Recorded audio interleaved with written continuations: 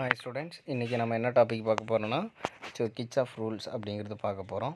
So எதுக்காக இந்த Kirchhoff rule பார்க்க போகிறோம் அப்படின்னா, வோல்டேஜ், கரண்ட் அண்டு ரெசிஸ்டன்ஸ் இதெல்லாம் நம்ம கண்டுபிடிக்கிறதுக்காக கிர்ச்சாஃப் ரூல்ஸ் நம்ம பார்க்க போகிறோம். ஸோ அப்போ ஓம்ஸில் வச்சு நம்ம இதையே கண்டுபிடிச்சிடலாம் இல்லைங்க சார். அப்புறம் ஏன் இந்த கிர்ச்சாஃப் ரூல்ஸை நம்ம ஃபாலோ பண்ணணும் அப்படிங்கிற ஒரு கொஷின் நமக்கு வரும். ஸோ நம்ம ஓம்ஸில் ஒன்லி சிம்பிள் சர்க்யூட்டுக்கு மட்டும்தான் நம்மளால் யூஸ் பண்ண முடியும். ஓம்ஸில் useful for only simple circuit. For more complex circuit Kirchhoff rules can be used to find current and voltage.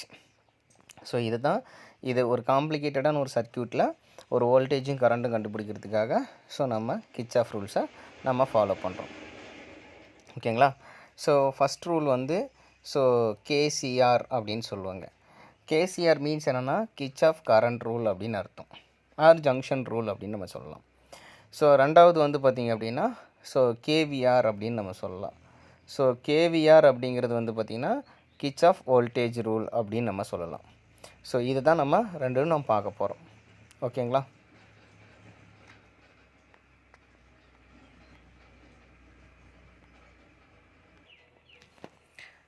So இப்போ நம்ம என்ன பார்க்க போகிறோன்னா Kirchhoff first rule, current rule or junction rule அப்படின்னு நம்ம பார்க்க போகிறோம். ஓகே, சரி. ஃபஸ்ட்டு அதனுடைய ஸ்டேட்மெண்ட்.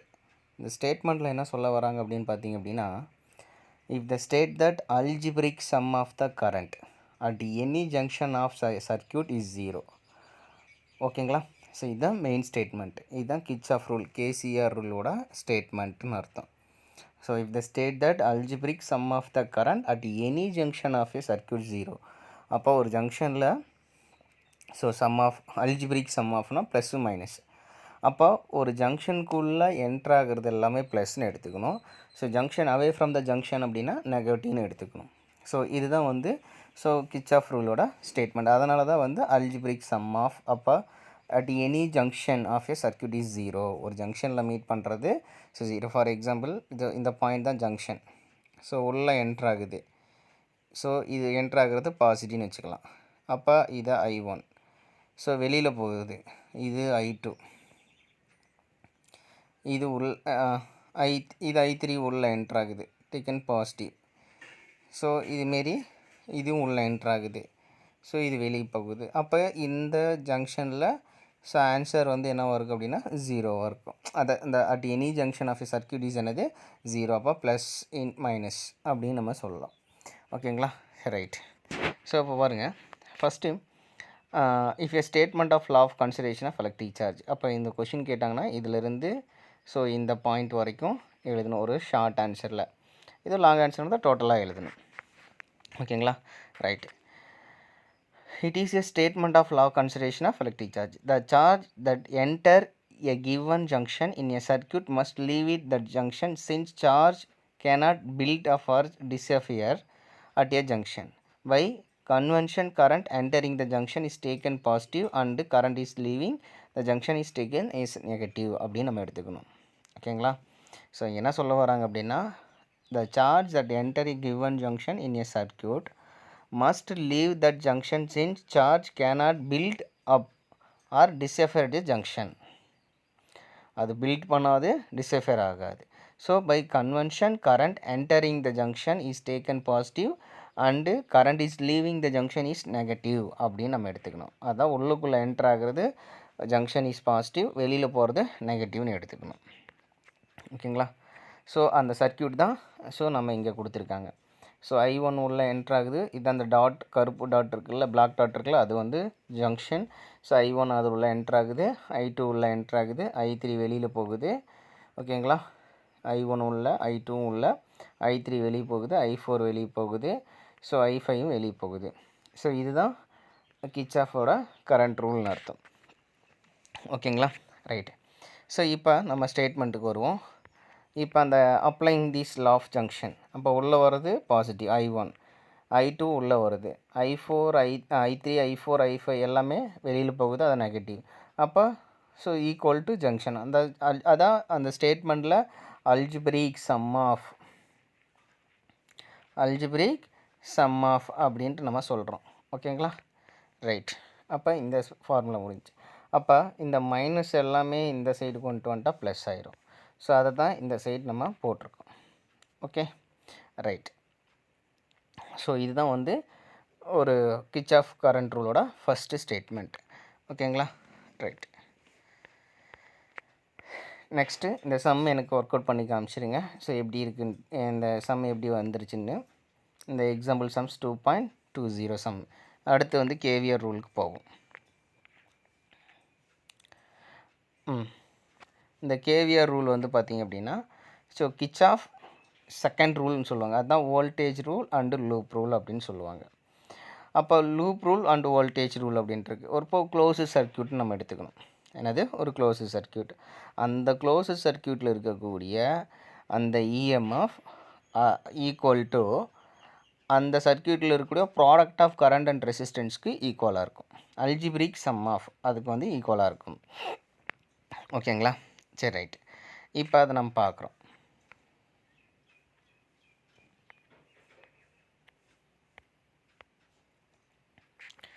ரைட். இப்போ Kirchhoff second rule, voltage rule. If the statement நான் சிம்பிளாக ஒரு ஓம்ஸில் ஃபார்முலா வச்சுக்கலாம். ஐஆர், அப்போ தட் இஸ் வோல்டேஜ், அதுதான் இஎம்எஃப் அப்படின்னு நம்ம எழுதிக்கலாம்.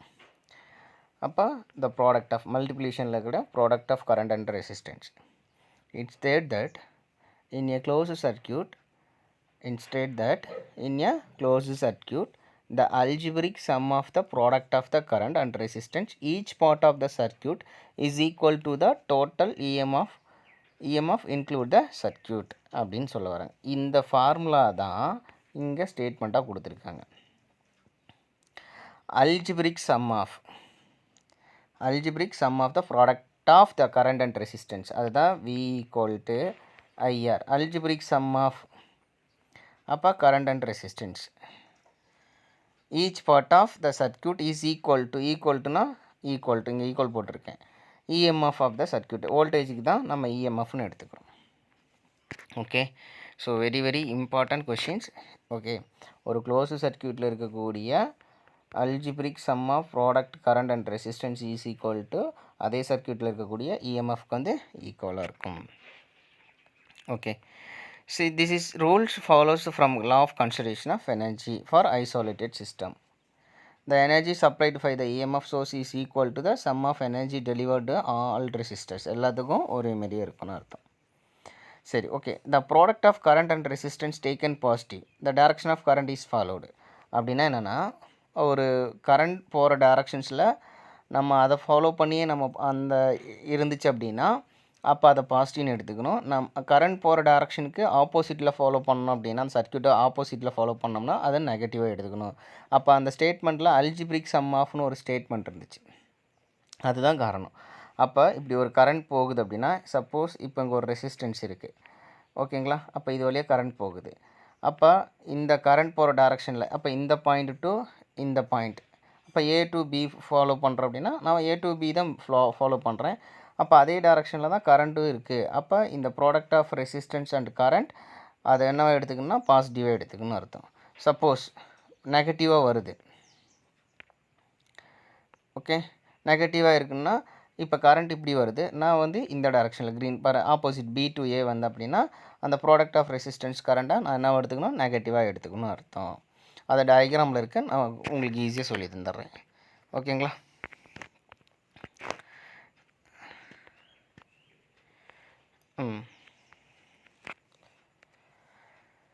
ஃபஸ்ட்டு சர்க்யூட் பாருங்கள். ஃபஸ்ட்டு அந்த ப்ராடக்ட் ஆஃப் கரண்ட் ரெசிஸ்டன்ஸ் வந்து எப்படி பாசிட்டிவாக இருக்குன்னு. அப்போ இந்த ஏ பாயிண்ட்டு, இது பி பாயிண்ட்டு. அப்போ கரண்ட் வந்து இந்த டைரக்ஷனில் தான் இருக்குது. நான் மூவ் பண்ணுறது going to from A to B, அப்படி இருக்கும்போது இதை பாசிட்டிவாக எடுத்துக்கணும். ரெண்டாவது, கரண்ட் வந்து ஏ டு பி மூவ் ஆகுது, ஆனால் நான் எந்த பாயிண்ட் வரேன், பி டு ஏ வரேன், அப்போ நெகட்டிவ்னு எடுத்துக்கிறேன். அதேமாரி இஎம்எஃப்பும் அதேமாரி தான். வோல்டேஜ் அந்த ஈக்குவல் டு சம் ஆஃப் இருக்குது பார்த்தீங்களா. ஸோ அதுவும் எந்த டைரக்ஷன்ஸில் இருக்குது அப்படிங்கிறத நம்ம பார்க்கணும். சரி, பார்த்திங்கன்னா ஏ டு பி, அப்போ இஎம்எஃப்லேருந்து இப்படி தானே நமக்கு கரண்ட்டு இப்படி ஃப்ளோ ஆகும்.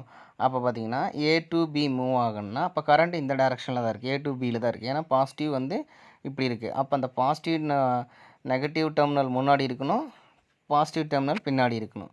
ஓகேங்களா? அப்போ இந்த டைரக்ஷன் கரண்ட் ஃப்ளோ ஆகுது, இந்த டைரக்ஷன் A to B. அப்போ நான் ஃபாலோ பண்ணுறது A to B. அப்போ EMF வந்து பாசிட்டிவாக எடுத்துக்கணும்.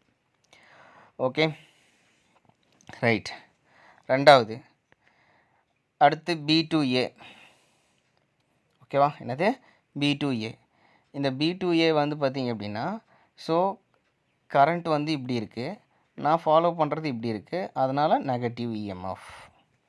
ஓகேங்களா? சரி, ரைட். ஸோ இதுக்கு நான் ஒரு சிம்பிள் சர்க்யூட்டை நான் போட்டு காமிக்கிறேன், அதை டீட்டெயில்டாக பாருங்கள், வேறு ஆல்டர்னேட்டிவ் மெத்தடில். ஸோ அது உங்களுக்கு ஈஸியாக புரிஞ்சிடும்னு நினைக்கிறேன். ஓகேங்களா? ரைட்.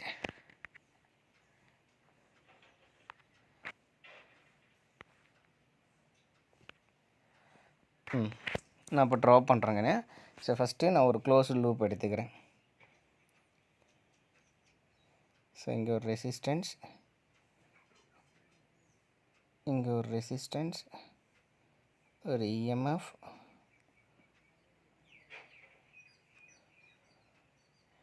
இங்கே ஒரு resistance,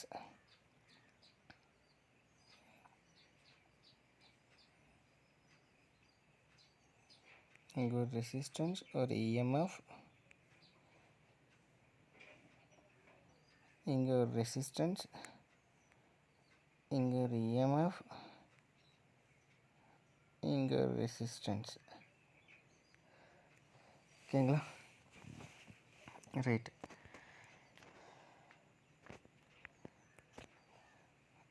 R1, R2, R3, R4, R5, R6. So current இங்கே போகுது. அப்போ இங்கே இதுதான் நான் ரெஃபரன்ஸ் பாயிண்ட்டை எடுத்துக்கிறேன். ஓகேங்களா? அப்போ I1, அப்போ இந்த இடத்துல போகும்போது கரண்ட்டு ஸ்ப்ளிட் ஆகும், ஏன்னா இங்கே ஒரு EMF இருக்கனால இங்கே ஒரு கரண்ட்டு. அப்போ இங்கே வரும்போது I2ன்னு வரும் இந்த சைடு. ஓகேங்களா? ஸோ இங்கே ஒரு ஜங்ஷன் இருக்கனால ஸோ கரண்ட்டு I3. ஓகேங்களா? அப்புறம் இங்கே வரைக்கும் I3 தான் இருக்கும், இந்த சர்க்யூட்டுக்கும் I3 தான் இருக்கும், இங்கே I4 இருக்கும். ஓகேங்களா? ரைட். அப்போ இங்கே இது EMF 1, இது EMF 2, இது EMF 3. இதுக்குள்ளே இன்டர்னல் ரெசிஸ்டன்ஸ்னு ஒன்று இருக்குது R1, இந்த இன்டர்னல் ரெசிஸ்டன்ஸ் R2, இதுக்குள்ளே இருக்கிற இன்டர்னல் ரெசிஸ்டன்ஸ் R3. ஸோ இப்படி தான் இருக்கும். ஓகேங்களா? ரைட். சரி, இப்போ நான் ரெஃபரன்ஸ் பாயிண்ட் ரெஃபரன்ஸ்னு பண்ணுறேன். So A, B, C, D, E, F. ஓகேங்களா? ஸோ இப்படி ஒரு க்ளோஸ்டு சர்க்யூட் கொடுத்துருக்கேன். நீங்கள் இப்போ க்ளோஸ் லூப்பை எடுத்து எனக்கு ஒர்க் அவுட் பண்ணி காமிக்கிறீங்க. ஸோ நான் லூப் மட்டும் 2 லூப் கொடுக்குறேன், அண்ட் 2 லூப்போட அந்த ஃபார்முலா எப்படி போட்டனோ அதுமாரி எனக்கு ஒர்க் அவுட் பண்ணி காமிக்கிறீங்க. இப்போ loop 1 A, B, C, D, E, F, A. எங்கே ஸ்டார்ட் பண்ணி எங்கே முடியுதோ அதுதான் க்ளோஸ்ட் லூப். இது first loop 1.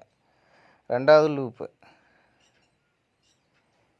A, B, E, F, A. இந்த நான் லூப்போட பாயிண்ட் கொடுத்துருக்கலாம், இந்த பாயிண்ட் எடுத்துக்கிட்டு அந்த ப்ராடக்ட் ஆஃப் ரெசிஸ்டன்ஸ் கரண்டோட வேல்யூ வந்து நீங்கள் சப்ஸ்டியூட் பண்ணி எனக்கு ஒர்க் அவுட் பண்ணி காமிக்கணும். ஓகேங்களா? ரைட். ஸோ இதில் ஏதாவது டவுட் இருந்தால் ஸோ கண்டிப்பாக என்கிட்ட கேளுங்க.